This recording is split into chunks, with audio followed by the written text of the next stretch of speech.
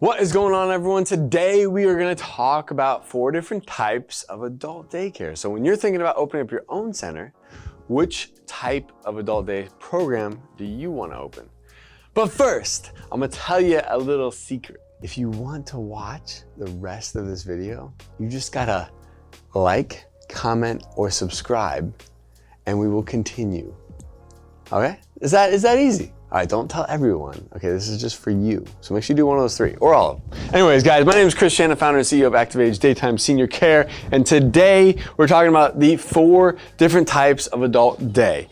And it's important for you to understand as you're kind of going into this space, which type of adult day center do I want to open?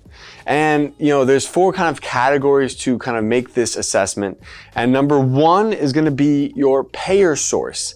So when you think about the adult day center that you're going to open, is it going to primarily focus on a private pay audience, or is it going to focus on your Medicaid audience? And when I say that, what I'm trying to say is that is 50% or more of your census going to be made up of those that are on private pay, or is 50% or more made up of those that are on Medicaid? It's important to understand this when you're thinking about starting, because the way you market, the way you might approach the kind of the leads and the whole sales process might be different if you're catering towards a primarily private pay audience versus that of a Medicaid audience. So understand who your clientele are.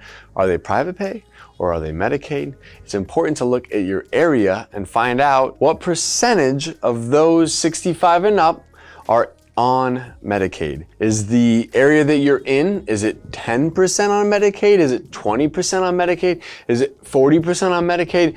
Things like that will help you understand and help you determine whether or not it makes sense to focus on Medicaid or to focus on private pay. Also, you'll want to check with your local state, because every state governs Medicaid differently. So you'll want to check with your local state to figure out what is the Medicaid reimbursement rate. Very important to figure this stuff out, so that way you can kind of create a model that's sustainable for the area in which you live. Number 2 is demographics. Who is your target audience? Are they 65 and up seniors, or are they young adult? And this will also have a big impact on whether or not it makes sense for someone to come to your center, whether it's Medicaid or whether it's private pay. There is a large market out there of private pay middle Americans who are 65 and up who need care for their loved one, whether it's their spouse or their adult, their aging parents. Whereas those that are maybe young adults that have grown up with some sort of maybe disability, there is an entirely different segment to the market there, and it's a completely different structure is how you run the program, and a lot of it might have a much more kind of oversight with the state depending on how the funding sources are set up. So understand who's your payer, understand who are your demographics. Are you going towards young adult, or are you focusing on those seniors 65 and up? Number 3 is your company structure. Are you designing a for-profit company or a non-profit company? So there is no right or wrong. There is how we do it, and then there's how you want to do it. So you got to ask yourself these questions. And what I would suggest is, as you're going through this process, you just take one of these at a time, one of these 4 areas at a time. All right, we're going to focus on private pay. Oh, okay, we're going to focus on 65 and up, or vice versa. However, but go through this chart and identify the type of facility that you're going to open. Again, I'm not trying to tell you which one to do. I'm just trying to tell you that these are the different options that exist, and you should at least think about this before you start, so you can kind of design a program around the type of adult day center you want to open. That being said, now you gotta decide, do you want to have a for-profit or non-profit? A for-profit company is going to give you plenty of flexibility, meaning you don't have to rely on board members or meetings to make decisions about how funds are utilized, or how you spend money, or what you do in regards to charging your customer versus maybe having to fundraise. You don't have to deal with that stuff. You just create a business model that solves a problem that people are willing to pay for, and then you can have a for-profit company in which you can do whatever you want. Okay, you can pay your team, you can have expenses for whatever it is that you feel like is going to make your business work properly. Whereas if you have a nonprofit, you're gonna have to report to a board, and you're gonna have to make decisions through other people. They're gonna have opinions and influence on how the nonprofit organization is run and how the funds are dispersed. And in my opinion, sometimes a nonprofit can create distractions because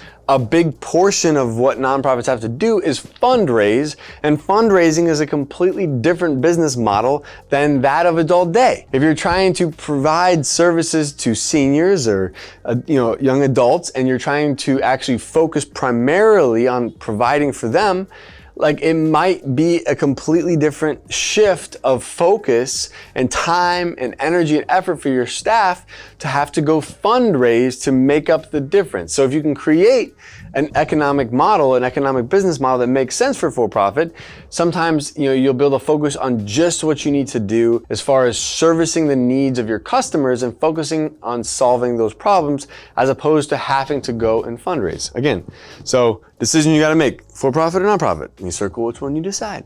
And last but not least is services. Are you planning to offer kind of a social model or a medical model? Meaning, are you going to provide an environment that is really just there to make sure that those that are coming are safe? There's some assistance to the restroom, or assistance with transferring, or maybe assistance with meals? Or is it more of a medical model where you're going to include things such as occupational therapy or physical therapy, or you might have a physician that visits or rounds, or you might actually perform, some sort of you might have to give an IV, or you might have to give insulin injections, or you might actually be more responsible for medication administration. So you have to decide, do I want to have a social model or do I want to have a medical model? What makes more sense for the type of facility I want to run?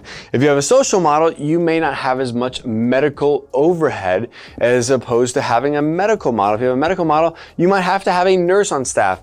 You might have to have a nurse and a few LPNs, dispensing medications and storing medications and logging medications, as opposed to a social model where you may not do medication administration, and depending on the state and what is allowed as far as assistance, or like in the state of Florida, we call it assistance with self-administration of medication, which is basically a fancy word for saying that we're not actually administering the medications, but we can at least remind someone about their medications and bring their medications to them.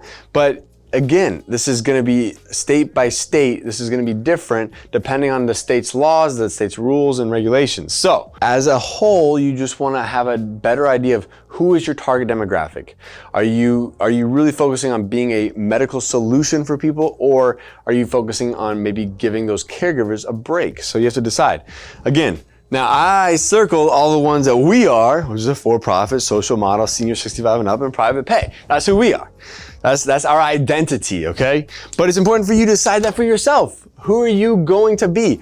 What type of an adult day center do you want to be? And if you identify these different types, then it'll make it much easier for you to say, okay, I'm gonna be a private pay, primarily private pay. I'm gonna focus on 65 and up, for-profit, social. Boom. Now I know the type of business model to create around that. If it's gonna be Medicaid and young adult and nonprofit and medical, it's gonna be a totally different model or style of adult day. And the way you would maybe start, the amount of startup costs, the startup capital, how you would go about setting up the company and the organization might be completely different.